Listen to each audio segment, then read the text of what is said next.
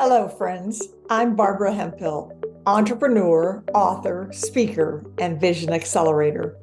Welcome to Christine Smith's From Pretty Good to Radiant Joy podcast, with practical and inspiring ideas about the healing, love, and power of God.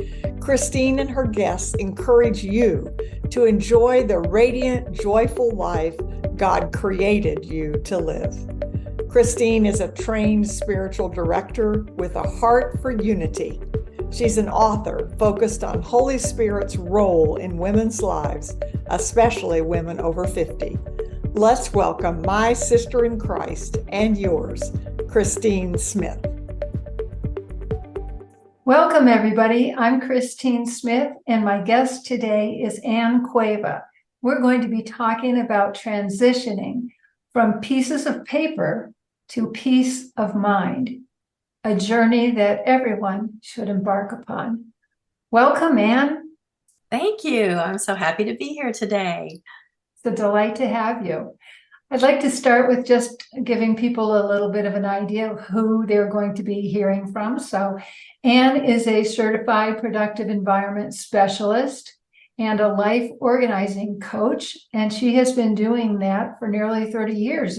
She started her business in 1994 and discovered that the thing people struggled with the most was paperwork. So that is her niche. Is that right?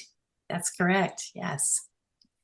She's also certified as a Before I Go solutions facilitator. Tell us a little bit about that, please. Yes. I got into that because, like you said, I work with people with their paperwork.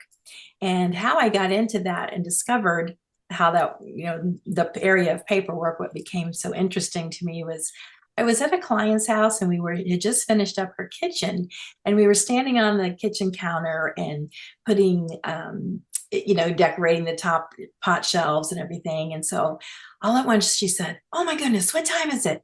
And I said, "Well, it's 4:15." And she said, "I gotta go." So she jumped down off the counter, and I said, "Well, what, do I need to go with you? What's happening?" I didn't know she was moving so fast. And she said, "If I don't pay my power bill by 4:30, they're going to shut it off today." And I said, "Okay, we'll go," And so the way my mind works is, how can I not have to let this woman go through this again? So that, with seeing all the piles of paper that, paperwork seems to be the number one challenged area that people have. And so I thought, okay, you know what? I'm going to really focus on paperwork and find ways to stop this. And so when she got back, we sat down and we talked and everything. And because the next room we were going to do in her house were the bedrooms. I said, "We're going to stop and we're going to do paperwork." And she said, "Well, I obviously need it." So that's what we did. And from then on, anyone that would call to work with me, I told them we were going to do the paperwork first, because that, I believe, that's the foundation of setting a good organizational system in place that you can actually use. So, because you don't have to lay in bed anymore going, "Where is that piece of paper? Or did I RSVP to that party?" Or, how the things that we do with paperwork. And so I just really enjoy it because paperwork is emotional. It usually has to do with finances. That's how we make our piles. People will sort and they think they've organized, but all they've done is sort, and then they just put it over back in one pile. So we have to make decisions on our papers and find a simple system of where to put them so we can find them again. So I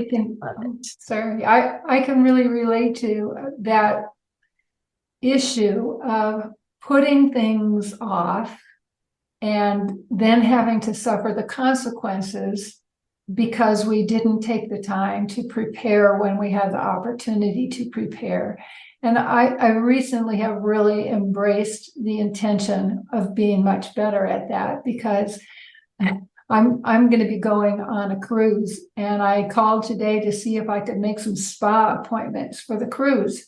And she said, "Well, yes, you had to do that so many days before the sailing date." Mm-hmm. And I said, "Well, how many days?" And she said, "Well, you had to do it, on such and such a date." And I said, "Oh, that's too bad. I was going to do that yesterday." And she said, "Well, you couldn't have done it on the weekend anyway." Oh, And it's silly. I've had the paperwork about this cruise for so long, and it's in there that, there was a deadline. And that's only one example. I've done it with many things. oh, sure. Yeah, it's I very also common. have bought your book, and I haven't finished going through it, but we're going to talk about that more. Exactly, right. Because you had asked me about how I got involved with the Before I Go solutions to become a facilitator. And that came about with in 2003, my 17-year-old son, David, passed away suddenly. I was over in Orlando with my mother and my sister, celebrating my sister's birthday. And I got a call from my husband saying, "You need to come home. Something's happened to David." And I was like, "David?" I said, "He's only 17. How could something have happened to a healthy young 17-year-old?" But so it's about a 2-hour drive from Orlando back to the Tampa Bay area where I live. And, it was so funny because God always takes care of us, even in the bad times. And I remember driving back from Orlando that night, and something it just came over me. My mother and my sister are both nurses, and so it was a Saturday night about 11:30 at night, and my mother was in the back seat just praying, and it was just all at once. I had just a peace, an absolute peace that came over me. And I said to my mom, I said, "You know what?" I said, "He's gone." And she said, "Oh, don't say that." She said, "He's probably in surgery. We don't know. It's a Saturday night in the ER and things are busy." And I said, "We haven't heard from anyone yet." And I said, "I'm telling you, he's gone." And so, I'll never obviously forget that feeling. And of course, I had hopes that he would still be alive, but he wasn't. When we got there, it was and it was funny because, again, I love these things, how God works. Just the week before, I had been to that hospital for a mammogram. And when I was walking out of the room for the mammogram, one of the women asked me, she goes, "Oh, I just want to ask you, where did you park? Did you park out in front of the hospital or on the side?" I said, "No, I parked in the front of the hospital." She goes, "Well, guess what? If you go out these side doors here, out the ER, you will be right in the parking lot." And I said, "Oh, that's great. Thanks." Because it was a large hospital. I didn't have to go walk back through. And so here it was, a week later, and we pulled up to the hospital, and my sister says, "Where do I park?" And I remember I said, "Oh, park right over there. I can go in those doors." Well, the doors, this was to the side of the ER, they were locked. So I knocked on the door, and the nurse came over, and I said, "I'm here for my son, my mother and sister. We just got here." And the nurse hollered, "Doctor, the mother's here." And so she came over and unlocked the door. And then we walked in, and then, we got to be taken with David. Well, meanwhile, my whole family was up at the front waiting for us to get there. And so I look back on that now, and I think God was so good to me in that moment that I didn't even think about going to the front of the main emergency room door. And I would have been hit with all those people, not, but loved and held and everything to talk about everything. But I got to go in that back door, talk to the doctor, and then go spend time with David by myself and with my mom and my sister before everyone came in.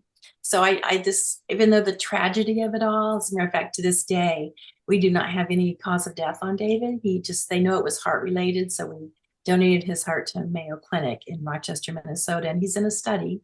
So someday we'll know, but my faith is so strong that I know where he is. And that really gets me through a lot of days. And, we have a loving God. And even if we don't know for sure if our loved one is saved, I think God has us. He has our children. And I think I hope that will bring some comfort. I know it has to me through the years. So I say all that that there was a woman that I would get her emails. Her name is Jane Duncan Rogers, and she lives over in Scotland. And I got her emails because after David passed, I just wanted to know everything I could about heaven. So I studied and looked up everything, and what a beautiful place we have to go. And so anyway, I love the way this woman wrote. So here it is 20 years later, and I see she's offering a course because her husband became ill, and they had to have the talk about what are we going to do. And of course, no one wants to have the talk. So she and her husband finally had the talk about what she wanted to do. And she said the peace that they felt was just wonderful for him and for her. So I took her course. I thought I want to, with my book, I thought I need to be able to talk about death to people because we don't talk about it here. And it's something that's going to happen. And it just, pardon me? It is inevitable. Yeah, it is. It is. I always tell people if you're not going to die, you don't need my services because this is for the, and it's not mainly just for if you die. It's also if you're in a situation, you say you're in a coma or a car accident and you can't speak. This book speaks for you. And as an organizer, let me take you back to the night in the ER just for a minute. They had rolled David's body out and he was on the gurney, and the woman, here his body is right in front of me, and she hands me this packet and says, okay, tomorrow you're going to need to plan his funeral. And at that moment, everything just stopped. It was like in the movies. I could see her mouth moving, but I couldn't hear what she was saying. And that moment stands out to me as such a just horrible moment. So now I have the vision of, now I have a book that people can get all that information, because it's, you don't know what you don't know until you're in that situation and they ask you those questions. And they're asking you at a time when you're in your worst state possible, where Absolutely. if you do it ahead of time, you can do it with a clear head and without all that emotion involved, right? That's exactly right. It is. It's just so, because my definition of being organized is being in control of what you can control. And this is definitely something that you can control. And a lot of people, again, they don't want to talk about it. And before David died, that was me. If I talked about death, someone was going to die. So I didn't want that to happen. So those people who feel that way, I'm right there with you. Mm-hmm. But I promise you, it's not that way. And just, and you can take time to build up and, put your stuff together. It's not it's not your entire will. It's not all that kind of stuff. It's the basic information that, like you said, when you are grieving, you don't have to think about like if someone said, what's your neighbor's number? I'll call your neighbor. Or who do you want me to call? You can't even think at that time. So it's so wonderful to be able just to go, here, we go back to that image where that woman handed me the folder saying, you're going to have to plan his funeral tomorrow. Well, now I have something that someone can say, here's all my information. Yeah, I'm passionate about that people can talk about it and feel the peace that comes with it. I think that's the best part of, matter of fact, we kind of joke that all these years I've been doing organizing, I started with the easy things. And the people that have completed the book, they say to me, this feels so good. I feel like the weight of the world's been lifted off my shoulders. Is there anything else you can teach me? Where else can I start? But I've been doing this backwards all these years. Yeah, so, yeah. But yeah, it's just a part of our life that it just, again, it's a valuable resource for anyone who wants to take control of their future with purpose and grace, because you're giving your family a gift and you're giving yourself a gift where they're not left to make decisions. And yeah, so your book, as I understand, mostly from the book and from a short conversation with you, is you then had to go through several more the loss of several other family members, and they were very different situations in terms of how much planning had been done or not done.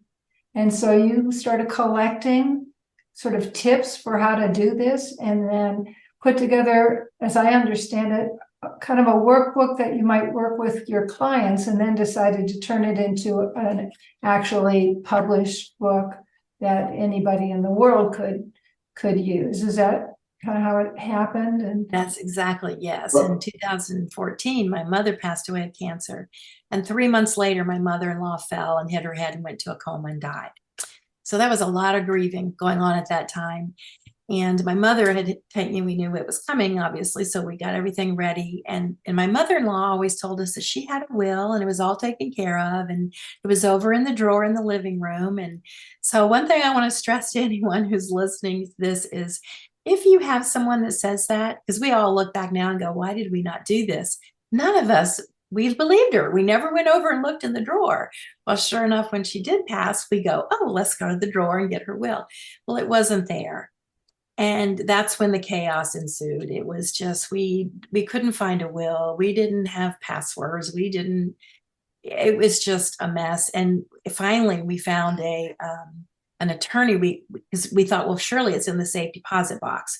Well, my husband's name was on my mother's my mother-in-law's checking account, but it was not on the safe deposit box. So we couldn't get in the safe deposit box to see if her will was in there. So then we had to bring in an attorney. And then we found out in our county, the attorney could look in the safe deposit box, but not tell us what was in there. So we had to hire an attorney, which again, those things don't even make sense when we're not grieving, but when you're grieving and you hear that, it's twice as bad. So that is bad. Who could have imagined that? oh yes, we had to hire another attorney.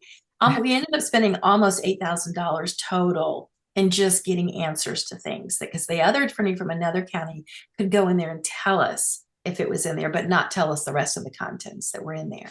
It was just, so that's when I thought, you know what, this is something we can be in control of.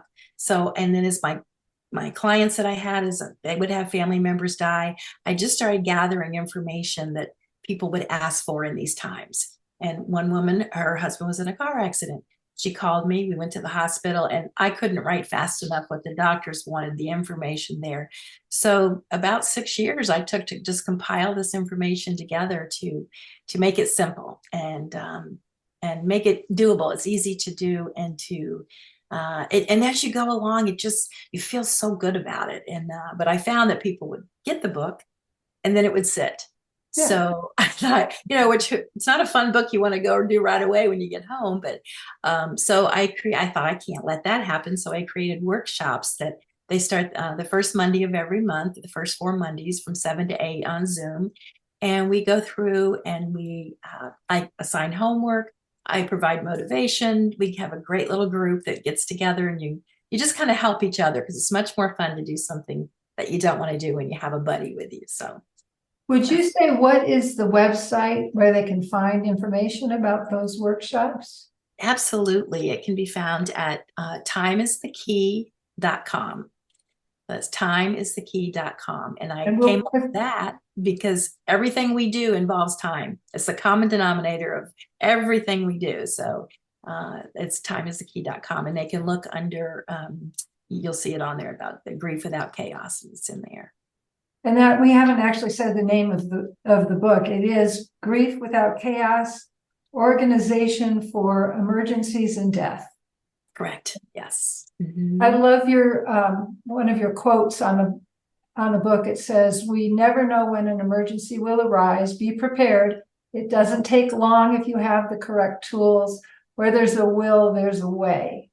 Yes. Yes. This is your way to your will to get that. To get that completed. So what kind of information do you talk about organizing or write about organizing or organize?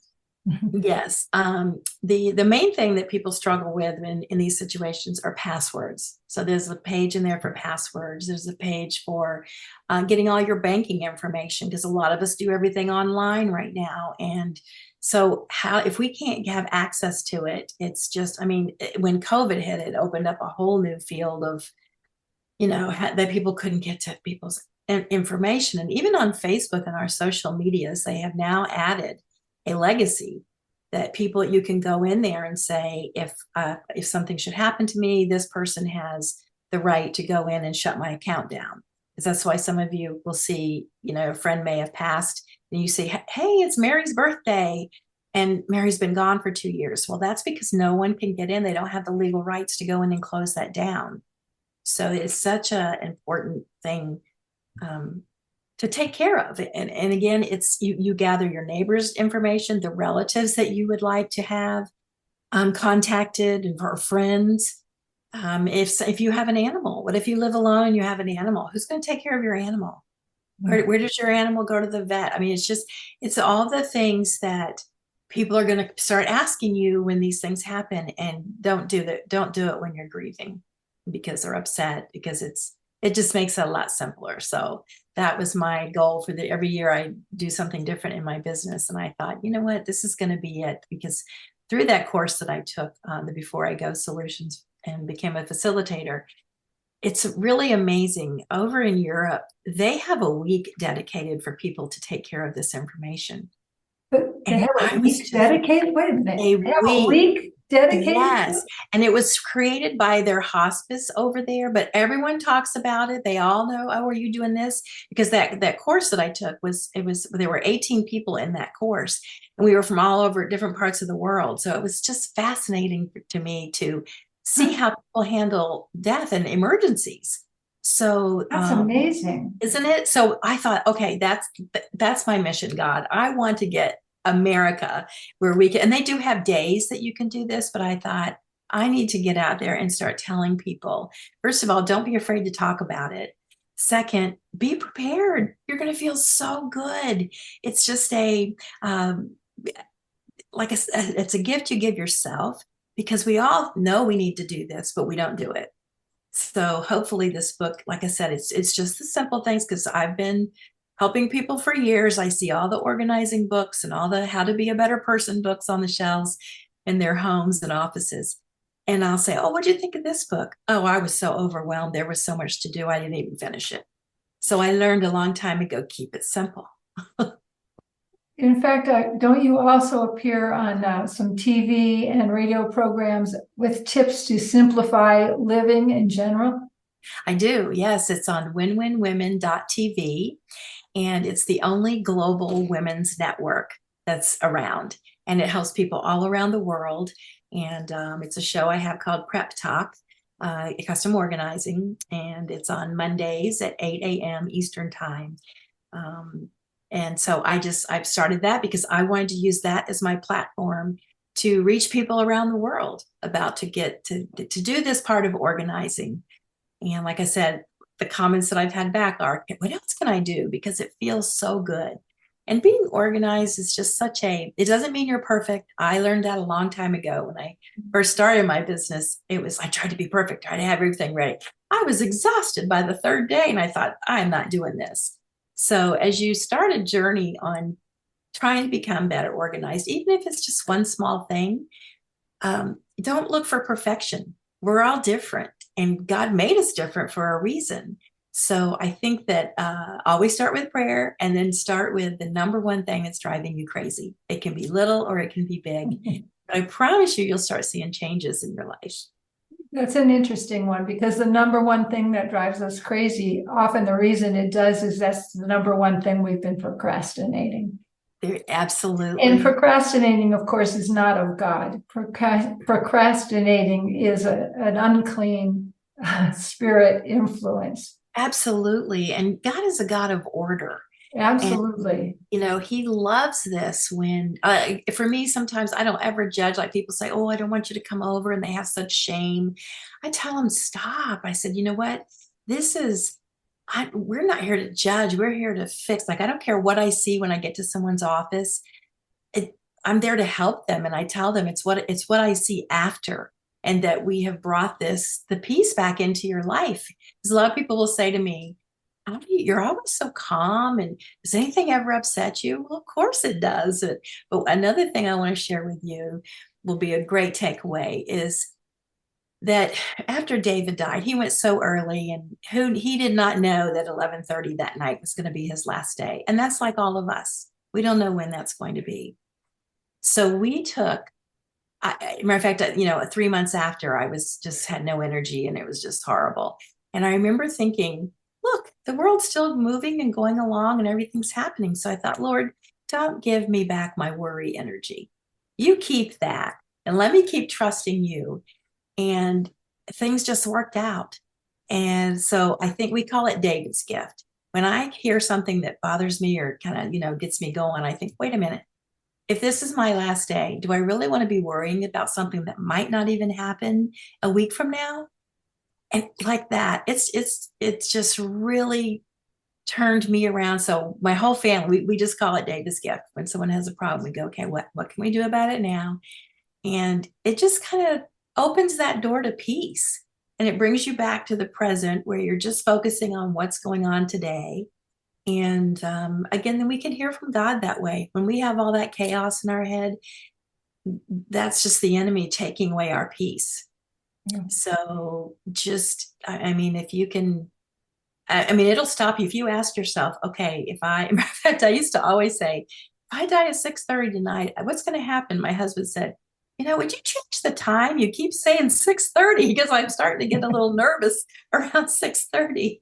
I said, no, that was just a time that I picked. So, but it really makes a difference. And there's a joke that people say that organized people, we're really just lazy. We just like simple systems set up so we don't have to do as much work. So that's a good idea. I think that's a great idea.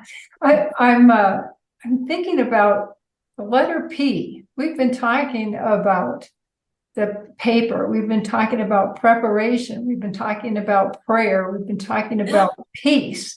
We've been talking about presence and present moment. Absolutely. It all kind of comes together. I don't know. That just hit me as what we're providing for when we're doing this. I love that. Yeah. I love that. So, well, I don't know if there's any one other tidbit you want to share, or I think we've covered a lot. And I think that if someone is wanting to change their life and create a productive environment in their own little world, just to, like I said, keep it simple, have realistic goals. It does take time to make your changes, and it takes 21 days to make a habit. So, and if you do something for a week and then you fall back, it's okay. Just start over. It's all right. That's one thing I find is, like I said, the shame that comes with that. I don't want people to feel shameful. That's the way God made you. And I have found too that a lot of my clients that I've worked with who are just, they don't care. They're usually very creative people. They're very fun, and they don't let all this perfection and let me get everything just right bother them.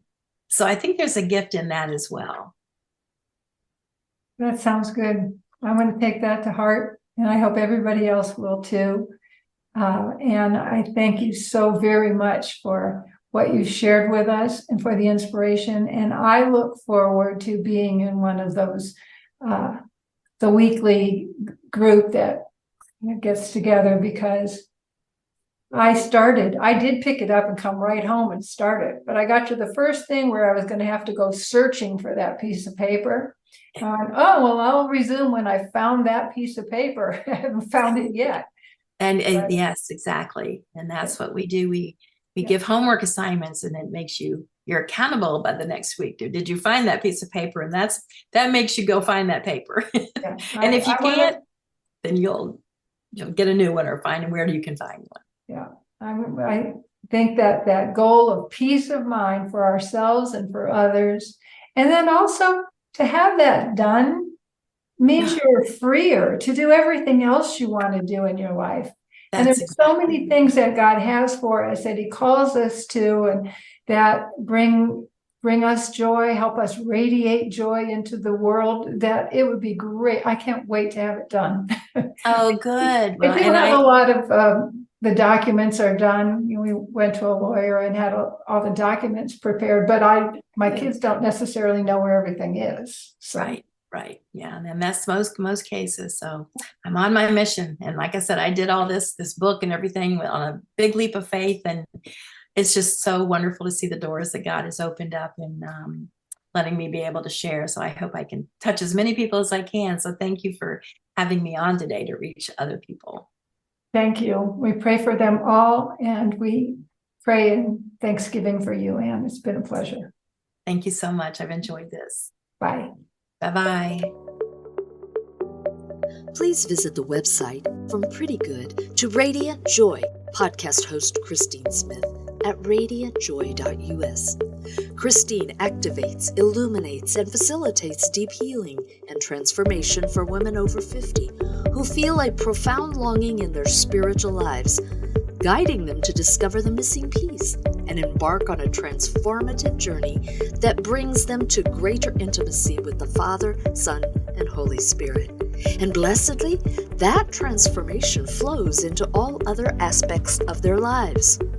We appreciate likes and encourage you to subscribe to this monthly podcast From Pretty Good to Radiant Joy, which is released every first Thursday. Please also share favorite episodes and comment below. You're enthusiastically invited to subscribe to our monthly newsletter, which you can sign up for at www.radiantjoy.us. Thank you, and may God bless you to radiate abundant joy.